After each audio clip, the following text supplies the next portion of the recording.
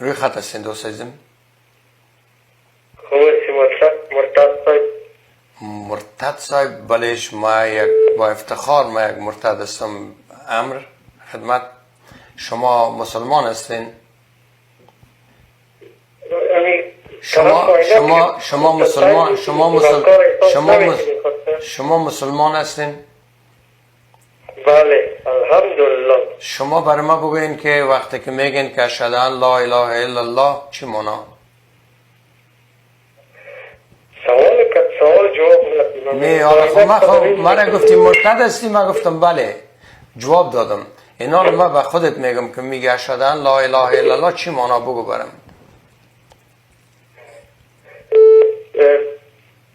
بگو. حالا من خود جواب دادم. گفتی مرتد هستی، گفتم حالا تو سوال مرا بگو که اینا یک کلمه تا هست که از این که دیگه چیز آسان نیست. اشهد ان لا اله الا الله چی معنا؟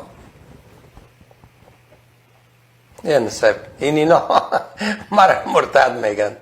حالا بگو همین چی معنا اشهد ان لا اله الا الله؟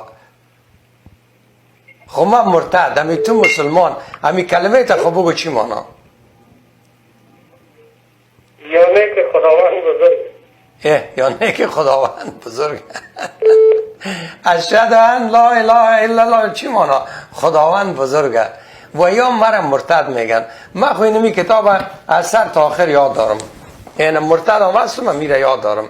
تاریخشان میگی یاد دارم. تو خو مسلمان هستی، کلمه تا معنایش نمیفهمی، باز از سر میگم تا موجه پرسان که یک کس دیگر اشهد ان لا اله الا الله چی معنا؟ تو از نگاه این کتی قوم چی کنم؟ ما کتی قوم چی کنم؟ اونمو گفت حافظه که میگه با یک جرعمه که آزار کسش از پای نیست. می حافظ بسیار گفت زیبا.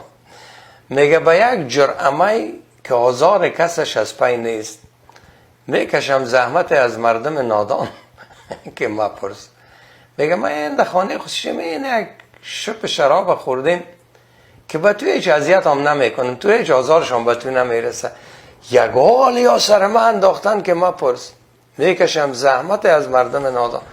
حالا بدر ما میجشتیم دروازه تو رخ تق تق نزدیم که بیا مرا گوش کن. ما اینی جشتیم حق دارم که گپ بزنم، دارم اینی نفرها حق دارن که بیان بشنون. اینا هم اینجا میایه خودتان بر علیه ما مستی مرتد باز میایی همیشه مرتد میگی. و ما گپ تا قبول کردم که مرتد ما هستم مرتد، تو نیست که نباشم. باز میگم حالا می تو کلمه میخوانی می کلمه ترزی کرده دیگه آسان دیگه گپ نیست. امیر نمیفهمم. میگم اشهد ان لا اله الا الله چی ما؟ خدا بزرگ. خدایا اگر من خدا می بودم بسیار خجالت میکشیدم که تی بندای خود اینا را من کلش پس خاک میکردم، اثر یک دانه دیگه از سنگ جور میکردم یا هیچ جور نمیکردم.